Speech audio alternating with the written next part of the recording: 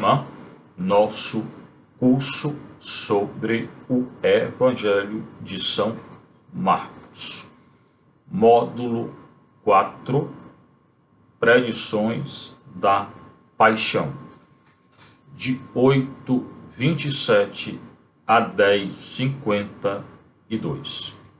Hoje iniciamos com o capítulo 9, Marcos 9:1. E dizia ainda: em verdade vos digo que estão aqui presentes alguns que não provarão a morte, até que vejam o reino de Deus chegando com poder. Recorde o episódio anterior, a aula anterior, em que o Senhor fixa claramente as condições para segui-lo. Se alguém quiser vir após mim, é o capítulo 8, versículo 34, negue-se a si mesmo, tome a sua cruz e me siga. Agora, o capítulo 9. Dizia ainda, o Senhor continua falando. Kai elegen autos, e disse a eles: em verdade vos digo. Cada vez que o Senhor fala em verdade, ele está falando em nome próprio e é uma revelação do que ele viu e ouviu do Pai. Ele é a verdade. Recorde aí o livro do Apocalipse, uma palavra hebraica, amém, amém, amém, uma palavra hebraica. Amém lego himin, eu vos digo. Amém lego himin, hoti eisitines, odeton estekoton, hoitines ume, geusonton, geusontai, tanato, heus an idosinten basileia tuteu, elelituian en dinamin, poder. Em verdade vos digo que aqui estão presentes, hot eisitines, alguns que não provarão a morte, thanatos, morte, aqui está no genitivo thanato, não provarão a morte, até que vejam o reino de Deus. Ten basileian tu teu, o reino de Deus. Então o Senhor está falando do reino de Deus, que é o reino dele, e que alguns não provarão a morte até que vejam o reino de Deus. Ele é o reino de Deus. A manifestação do reino de Deus é nosso Senhor, chegando com poder. Esse reino chega com poder. Dinamis, aqui no dativo, en dinamei, com poder. Versículo 2, Marcos 9:2-8, a transfiguração. Agora acontecerá um episódio muito importante nos sinóticos, que é a manifestação, a transfiguração de nosso Senhor antes da sua paixão, antes da sua morte. 6 dias depois, Jesus tomou consigo Pedro, Tiago e João e os levou sozinhos para um lugar retirado sobre uma alta montanha. Ali foi transfigurado diante deles. 6 dias depois desses acontecimentos, passou-se uma semana, Jesus escolhe e leva consigo Pedro, Tiago e João. Ele escolhe 12 apóstolos. Dentre esses 12, sempre com ele, nos momentos de maior intimidade ou mais importantes, ele leva consigo Pedro, Tiago e João. O Jesus ton Petron, Caiton Iacobon, Caiton Ioannen. Ele leva Pedro, Tiago e João sozinhos. Então, os 3 e Nosso Senhor, 4, para um lugar retirado sobre uma alta montanha. Em geral, a montanha, no Antigo Testamento e no Novo também, é local da manifestação do Senhor. É uma teofania, teos ufanos, manifestação de Deus. Deus irá se manifestar sobre essa montanha. Levou o sol e diamonos e se manifestou metamorfoten. Metamorfoten. A palavra metamorfose, no grego, metamorfote. Ele irá ser transfigurado. Foi transfigurado. Passivo. Ele foi transfigurado. Kai metamorfote em prosten auton. Foi transfigurado em prosten diante deles.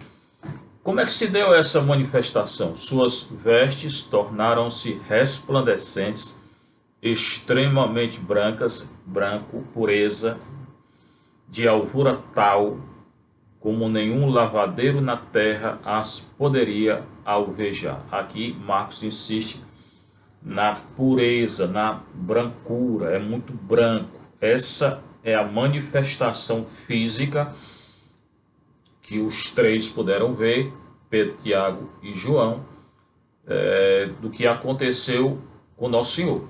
Ele foi transfigurado, as vestes tornam-se resplandentes, brancas, alvas, muito alvas, como nenhum lavadeiro da terra ou na terra as poderia alvejar. E nessa hora, primeiro tem um sinal físico, visível, eles conseguem ver. As vestes de Nosso Senhor se tornam completamente resplandecentes, também sinal da teofania, da manifestação de Deus. E lhes apareceram Elias com Moisés, conversando com Jesus. Aparecem Elias e Moisés, profetas e a lei. Elias representa todos os profetas. Moisés representa a lei. Então, diante do Nosso Senhor, na verdade, todo o Antigo Testamento, porque a Bíblia hebraica, ela se divide em lei, Torá, profeta, Nevim, Ketuvim, escritos. O mais importante é a lei e os profetas. Então, diante do Nosso Senhor, toda a economia do Novo Testamento, e Jesus irá inaugurar, fundar, iniciar a economia do Novo Testamento. Diante dele, a economia do Antigo Testamento, e Nosso Senhor irá iniciar a economia, oikos nomos, a lei da casa, uma nova aliança, um novo testamento. Alguns autores hoje falam de primeiro testamento e segundo testamento para dar fusão à continuidade. Existe continuidade, falar muito da questão da continuidade, né? Enaltecer a continuidade. Existe continuidade entre o Antigo e o Novo Testamento? Existe, mas eu prefiro ainda chamar de Antigo Testamento e Novo Testamento, porque ainda que há uma continuidade, há uma ruptura total. No Antigo, Deus não se encarna, no Novo sim, é uma nova aliança.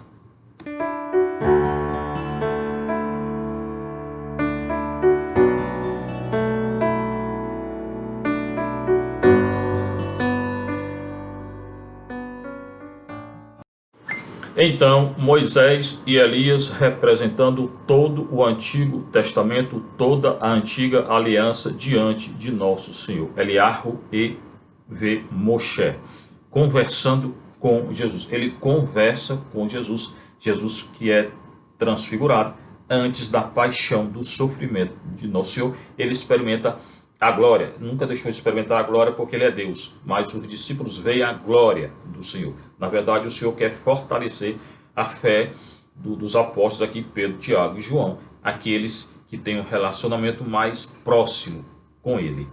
E é Jesus quem escolhe. Escolheu os 12, escolheu os 3, é uma escolha livre de Nosso Senhor. Então, versículo 5, Pedro, tomando a palavra, diz a Jesus. Sempre nos sinóticos é Pedro quem se manifesta, quem toma a palavra, quem toma a iniciativa, será escolhido o primeiro, o chefe da igreja que está nascendo, o primeiro papa da igreja católica. Pedro, tomando a palavra, diz a Jesus, Rabi, chama Nosso Senhor de Rabi, mestre. Rabi, é bom estarmos aqui. Pedro, quando vê Moisés e Elias, ele gosta.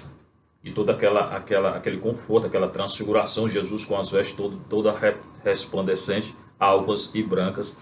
Rabi, é bom estarmos aqui. Façamos, pois, 3 tendas, uma para ti, outra para Moisés e outra para Elias. Pedro quer fazer 3 tendas. A tenda era um local também de intimidade, de proximidade. Lá em João 1,14, cai Rologos Sarques Egêneto, e o Logos se fez carne e armou a tenda. Ele arma a tenda, recorde a tenda do Antigo Testamento, dentro da qual o Senhor, Deus, Adonai, falava com Moisés. Então, a tenda é o local da proximidade, da intimidade de Deus com os homens no Antigo Testamento. Aqui Pedro, o autor, o Marcos, resgatando essa ideia de proximidade, de intimidade com Deus. Pedro quer fazer 3 tendas. Para quê? Para ficarem ali. Além de ter essa proximidade com Moisés e Elias, ficarem ali durante muito tempo. Ficar aqui na montanha, fazer as tendas. Tenda era na tenda que o Senhor se manifestava a Israel, falando com Moisés. Leia lá todo o livro do Êxodo e Êxodo, especialmente 32 a 34, a renovação da aliança, antiga aliança do Antigo Testamento. Façamos, pois, 3 tendas, uma para ti, outra para Moisés, a lei, outra para Elias, representante dos profetas. Início do profetismo. O ciclo de Elias está lá em 1 Reis 17 a 19, 21, 2 Reis 1 a 2. Pois não sabia o que dizer. Pedro não sabia o que dizer, estava muito assustado, embora tá gostando, né, daquela luminosidade, da presença do Moisés e de Elias, porque estavam atemorizados. Pedro estava com medo.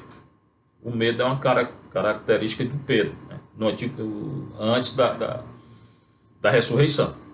Depois que vem a conversão dele, então ele tem muita coragem e morre, segundo a tradição, crucificado de cabeça para baixo durante uma perseguição na cidade de Roma.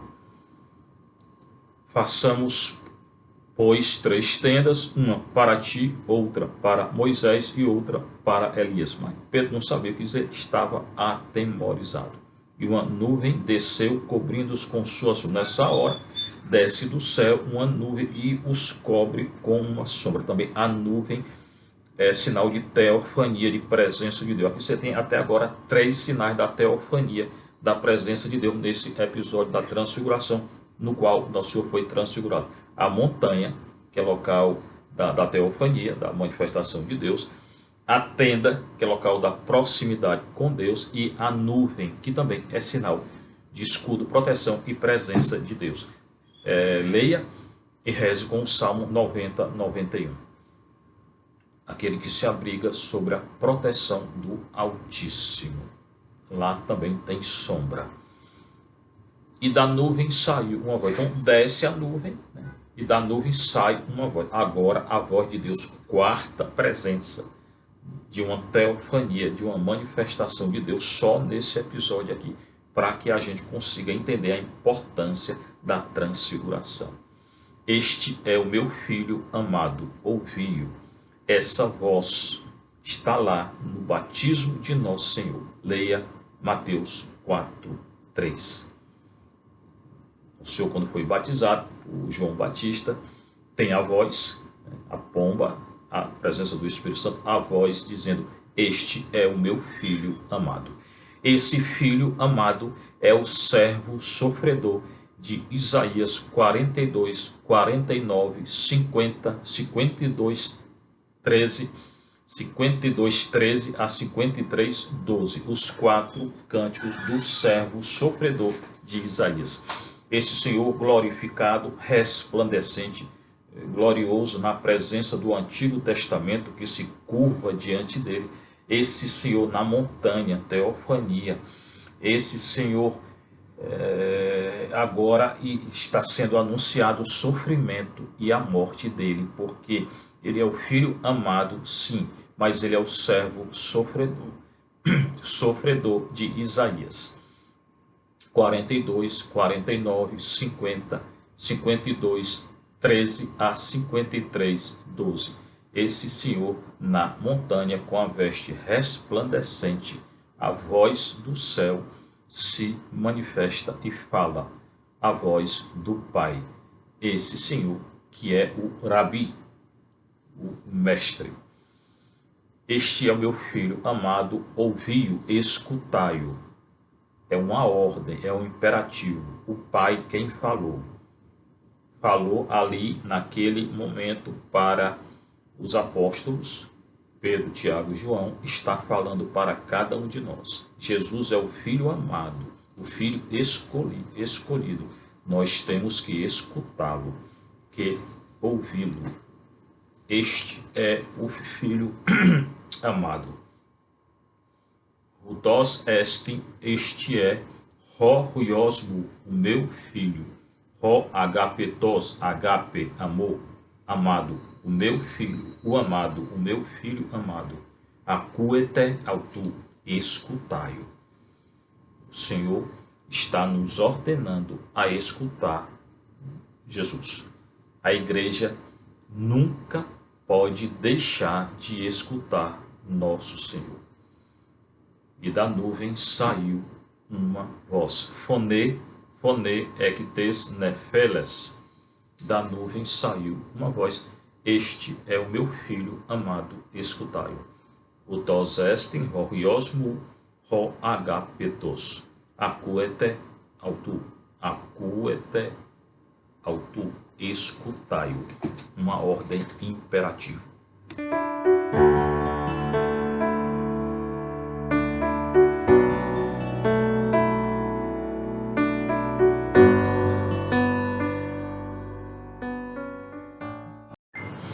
Então, a montanha, a voz, a nuvem, a tenda, as vestes resplandecentes, a presença de Moisés e Elias, Jesus é transfigurado pouco antes do anúncio e da sua paixão, para fortalecê-lo, humanamente falando, para fortalecê-lo e para fortalecer a fé dos 3 apóstolos. E de repente, versículo 8, olhando ao redor, não viram mais ninguém.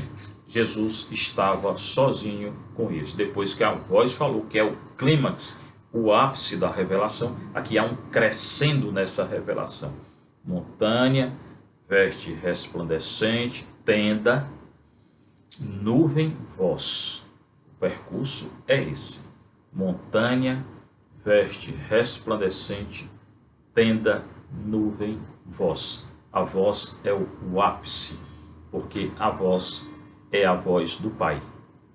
Este é o meu filho amado, escutai-o. De repente, olhando ao redor, não viram mais ninguém. Jesus estava sozinho. Caexapina periblepsamenoi, olhando ao redor.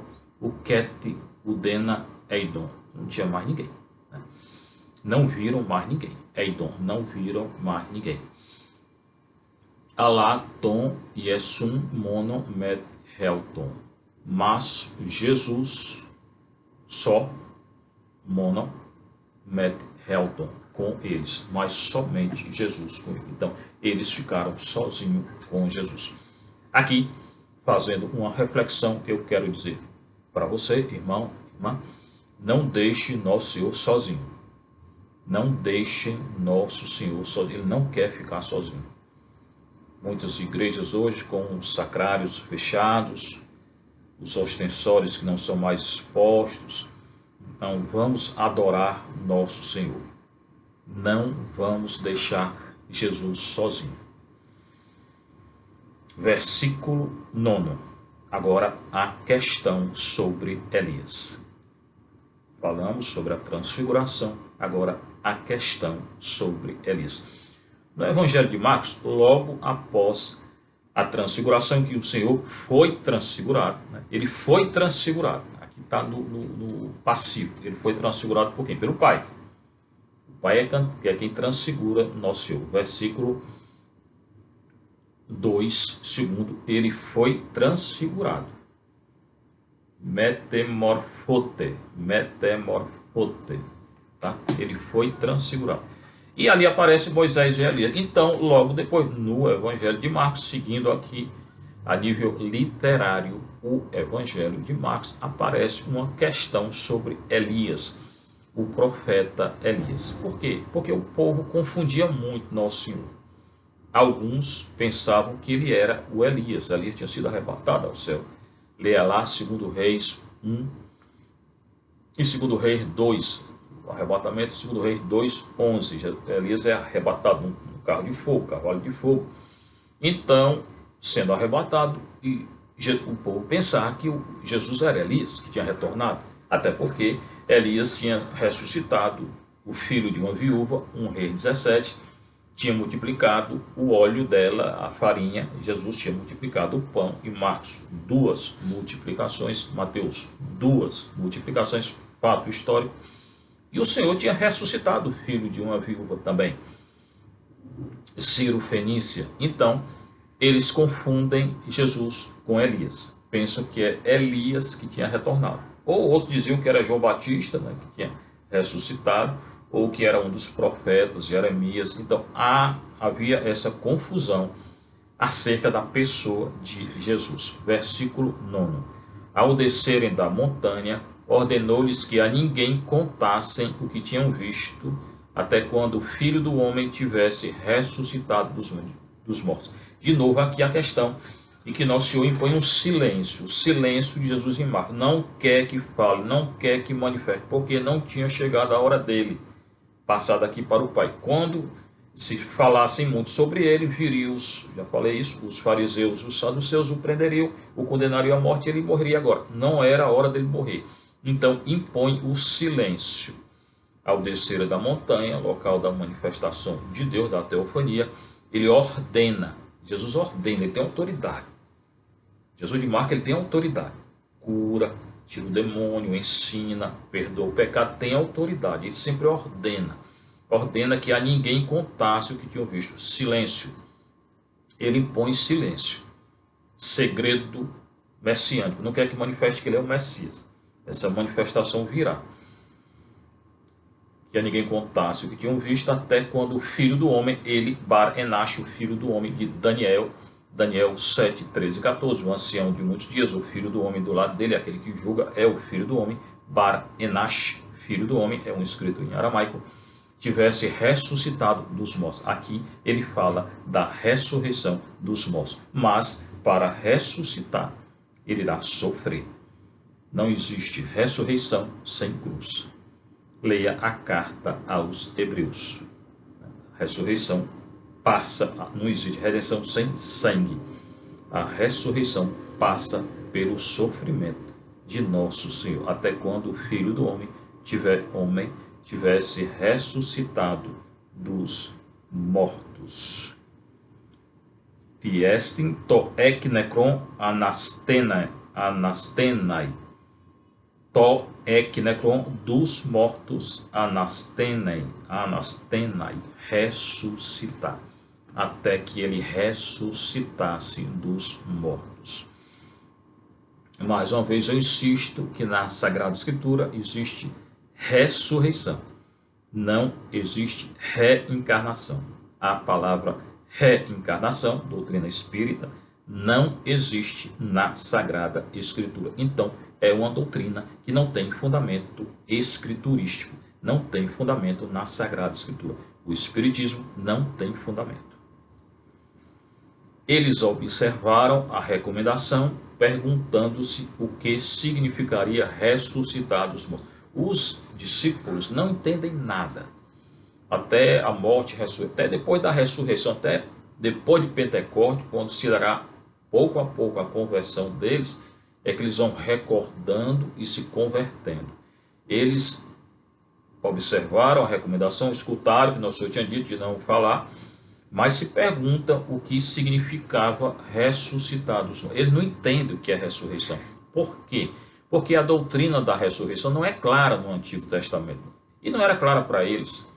No Antigo Testamento são poucos versículos que falam da ressurreição. Se encontra algo no livro de Jó, sabedoria, o Macabeus, orar pelos mortos. Macabeus, o judeu não tem o livro dos Macabeus. Então, é uma doutrina que não era clara. Os fariseus a professavam, mas os saduceus não acreditavam na ressurreição dos mortos.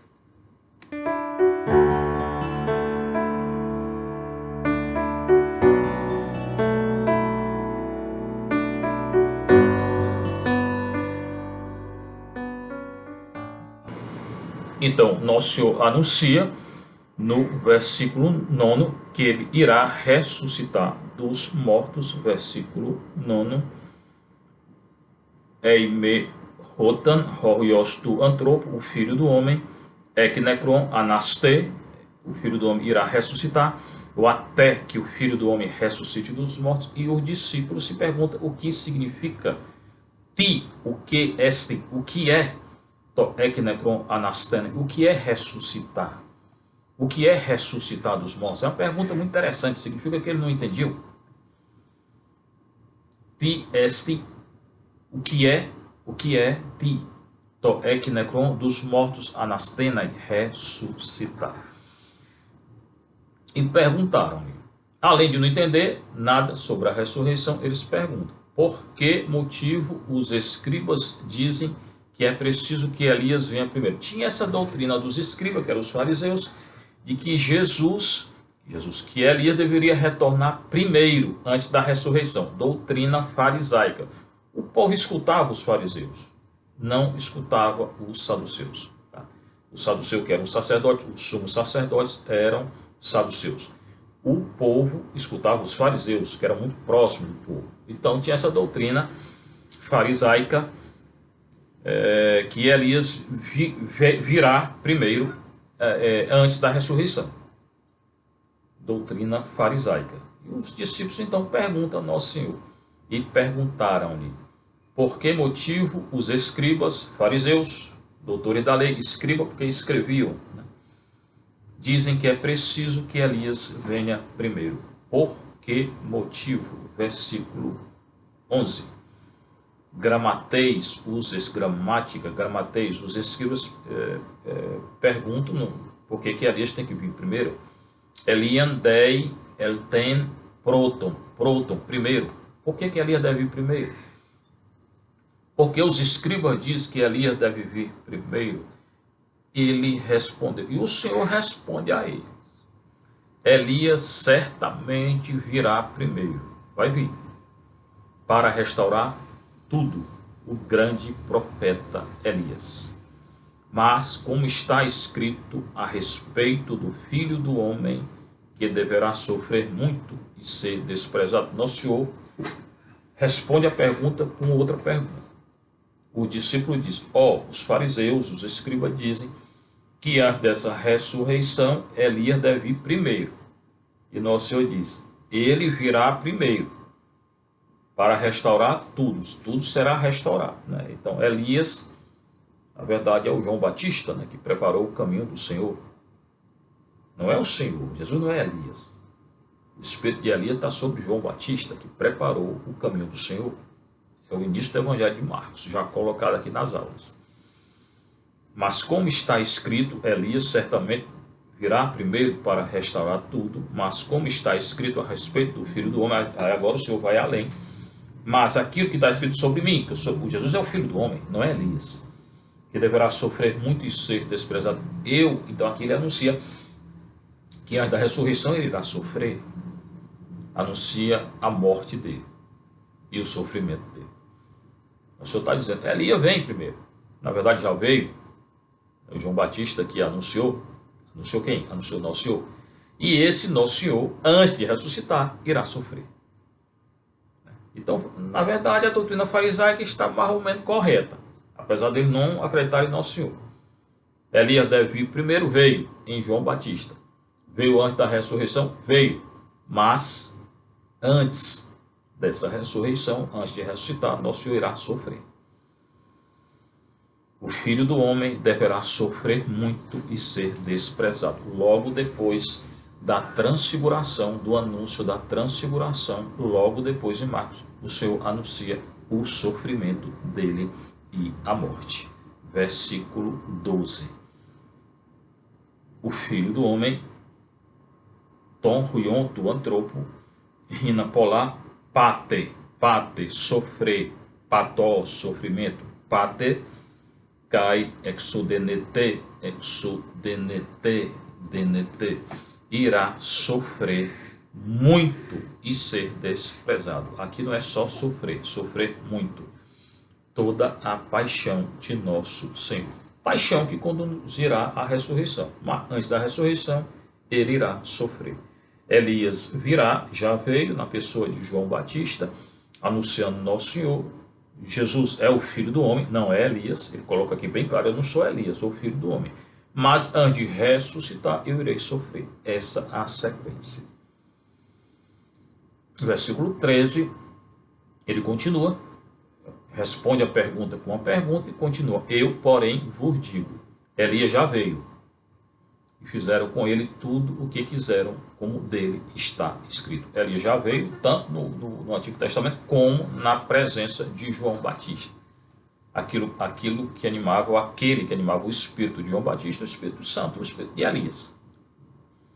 Elias já veio e fizeram com ele tudo o que quiseram, como dele está escrito. Versículo 13. Elias leluten, kai poiesan, fizeram autor a ele, com ele, roça, tudo, etelon, tudo o que queriam, telo, 14, gegraptai, 14, gegrapt, como está escrito, ep, auton, sobre ele, gegraptai, aquilo que está escrito. Elias já veio na pessoa de João Batista e João morreu, foi decapitado.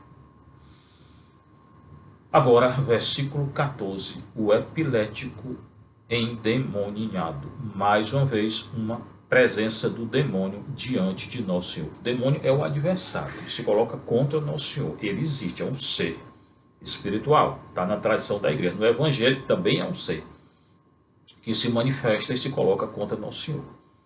Não é só uma doença, como alguns dizem, como epilepsia. Nem epilepsia é só aqui. Aqui há duas realidades. Ele é epiléptico e ele está endemoniado. É bom não confundir, não dizer que toda epilepsia é o demônio. Não é. Epilepsia é uma doença. Só que esse epiléptico aqui, ele está com o demônio. Ele está endemoniado. Versículo 14. E chegando junto aos outros discípulos, o Senhor estava só com os três, Pedro, Tiago e João. Viram uma grande multidão em torno deles e os escribas discutindo com eles. Então, nosso Senhor, então, agora se dirige, chega perto, junto dos outros discípulos, ou o grupo dos 12, dos 9, que estava com os 3, ou um grupo maior, mais de 70, que é o que diz Lucas, que eram mais de 70 os discípulos. Discípulo, matetes, é aquele seguidor, é aquele que segue nosso apóstolo, aquele que anuncia, que é enviado em missão. Essa é a diferença principal entre apóstolo e discípulo. Então ele chega junto aos outros discípulos e vê uma grande multidão. Geralmente tem uma multidão, quando tem cura, expulsão do demônio, tem uma multidão. Só que aqui, além da grande multidão, está em torno dele, se encontra em torno dele os escribas. De novo, Gramateus, escriba, era o doutor da lei, da época, fariseus. E eles discutem com os discípulos, estão discutindo com os discípulos. É o que veremos a seguir.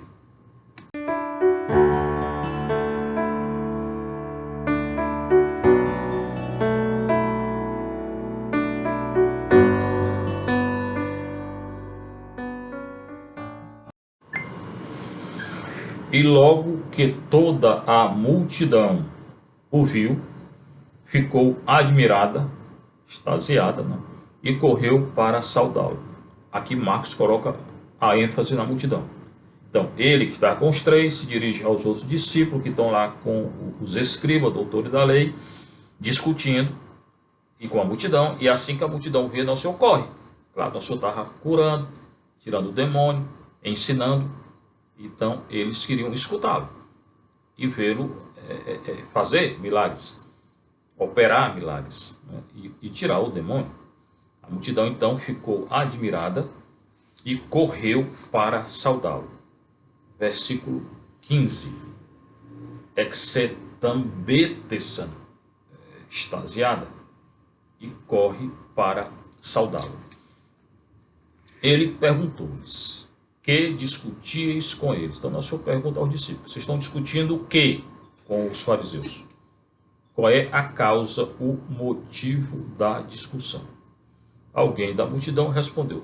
Aqui, não só aos discípulos, ele pergunta a eles, a todos, a multidão e aos discípulos. Qual é o motivo da discussão? Alguém da multidão diz: mestre, de novo chamado mestre. Jesus é o mestre, Rabi. Eu te trouxe meu filho que tem um espírito mudo. Então, alguém da multidão apresenta o problema. A discussão é em torno desse problema aqui. Versículo 17. Mestre, eu te trouxe meu filho, é o filho de alguém, não diz quem é, que tem um espírito mudo, e ele já está dizendo que o menino, o filho, tem um espírito mudo. Cai a pecrite autor e respondeu a ele: eis ectu orlo, alguém que estava lá da multidão. Didascale, mestre, aqui chama de mestre, né? Mestre. Enekaton huion mu prosé, enekaton huion mu prosé erronta pneuma alalon. Pneuma, espírito alalon. Alalon. O espírito alalon é mudo. Eu te trouxe meu filho. Ele traz o filho.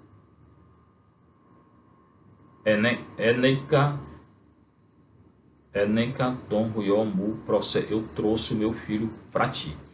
Ele tem um espírito mudo. Alalon. Alalon. Mudo. Espírito mudo.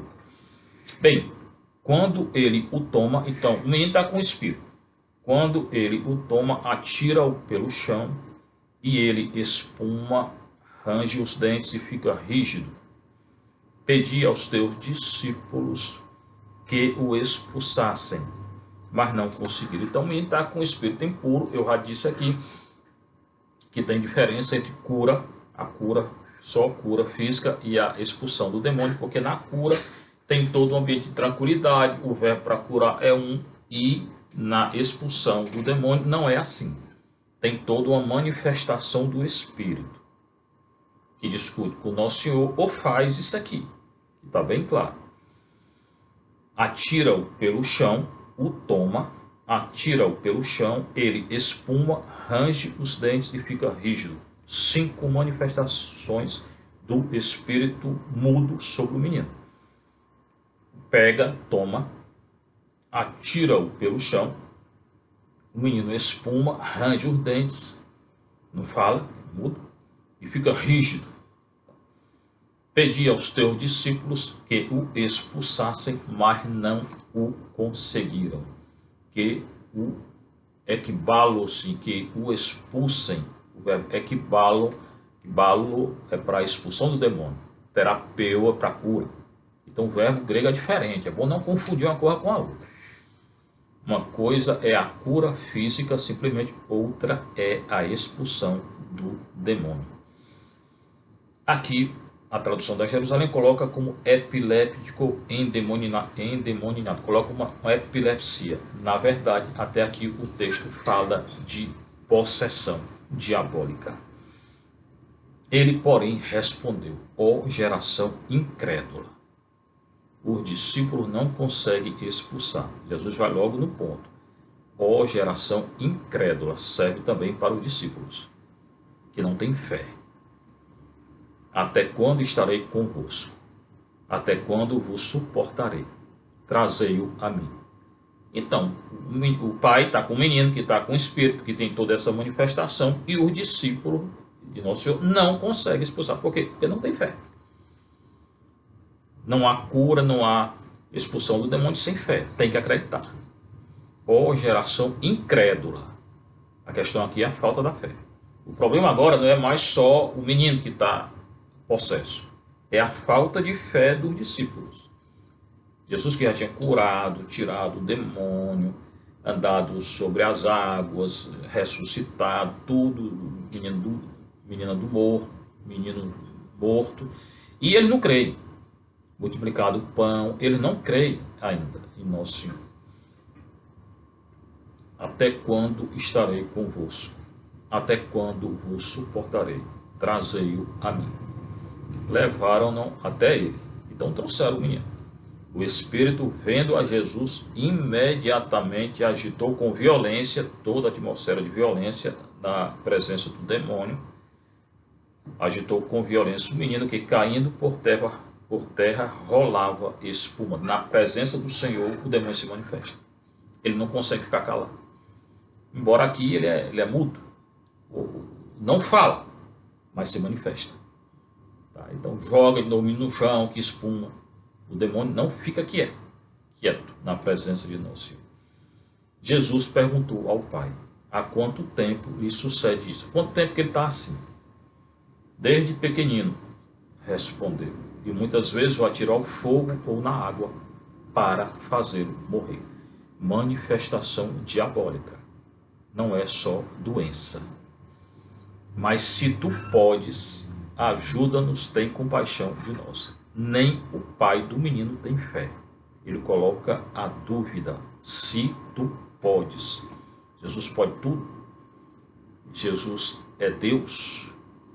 Nem o pai da criança tem fé. Se tu podes, é o versículo 22. Eiti dine, al ei, mas ei si ti dine. Tu, dine, tem poder, se tu tem poder, se tu podes. Então Jesus lhe disse: se tu podes, tudo é possível àquele que crê. Tudo é possível àquele que tem fé.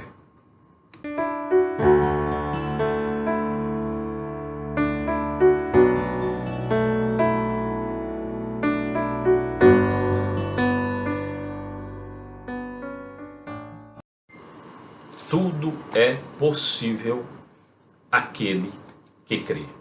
Imediatamente o pai do menino gritou: eu creio. Quando o Nosso Senhor provocou ao pai, né? Primeiro ele chegou e disse: se tu podes. Como se tu podes? Tudo é possível para aquele que crê. A questão é a fé aqui, né? Imediatamente o pai do menino gritou: eu creio, ajuda a minha incredulidade. Eu creio. Fé que Tomé não tem depois da ressurreição. Versículo 24. Eu creio. Pisteo. Pisteo é o pistis, é a fé. Eu creio, ajuda a minha incredulidade. Vendo Jesus que a multidão afluía, conjurou severamente o espírito impuro. Aqui, além de mudo, ele é chamado impuro, dizendo-lhe: espírito mudo e surdo, além de mudo, é surdo e é impuro. Eu te ordeno, deixa-o e nunca mais entre nele. Aqui se dá a expulsão no versículo 25. E donde ró Jesus, vendo Jesus, roti epicentrerei, orlos, então, vendo Jesus, a multidão lá do lado dele, versículo 25, epetimesen, to pneumati, to acatarto, o espírito impuro. Jesus conjura o espírito impuro, legam autor dizendo a ele, to alalon kai kofon pneuma, espírito mudo e surdo, to alalon kai kofon pneuma, ego epitasso soi, ego epitasso soi, espírito mudo e surdo. Mudo e surdo, eu te ordeno. Agora ele ordena. O exorcismo é uma ordem. O exorcismo, aquilo que caracteriza o exorcismo é uma ordem, é ordenar o espírito para sair. Na doença não tem ordem para um espírito. O senhor pode ordenar até a doença que vai embora, mas não tem espírito na doença. Então aqui não é simplesmente uma epilepsia, como foi colocado. É uma possessão, e há diferença.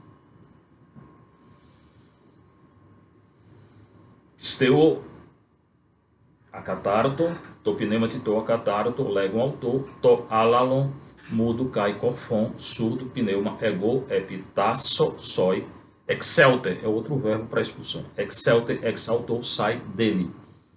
Excelter, exaltu, cai, miquete, exceltem, exceltes, eis, autor. E nunca mais retorne para ele. Não só saia e nunca mais retorne, entre, eis, entrar, ex, sair, nunca mais entre nele.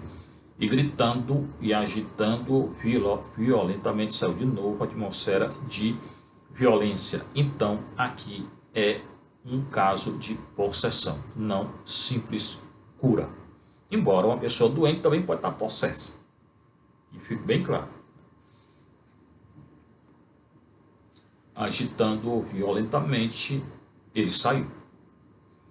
E o menino ficou como se estivesse morto, caiu lá. De modo que muitos diziam que ele morrerá. Ou que ele tinha morrido. Versículo 26. Oti apetanen, que ele vai morrer. O menino caiu lá. Então ele dizia, o menino vai morrer. Foi toda essa confusão, esse grito, espuma. Jesus, porém, tomando-o pela mão, ergueu-o e ele se levantou. Aqui, além da expulsão, Jesus pega o menino, toma-o pela mão, ergue o menino e ele se levanta. O levantar, na cultura hebraica, kum é o verbo da ressurreição. E ele se levantou. De certa forma, ressuscitou, porque voltou a uma vida normal, sem o espírito impuro. E ele se levantou, versículo 20. Akai, aneste, é o mesmo verbo da ressurreição, também no grego. E ele se levantou. O morto está deitado. Então ele estava deitado, todos pensavam que estava morto. Jesus pega no menino e se levanta. No hebraico, aramaico, anastasis, aneste, no grego, é o verbo da ressurreição. Então, essa expulsão alude à ressurreição que o Senhor tinha tocado e falado no episódio anterior, na questão sobre Elias. Ao entrar em casa, perguntaram-lhe seus discípulos a sós, por que não podemos expulsar? Aí, finalmente, agora retornam os discípulos, né? Estava lá com a multidão, os escribas e tal, junto com os discípulos. Agora ele fica só. Ao entrar em casa, perguntaram-lhe seus discípulos a sós, por que não podemos expulsá-lo?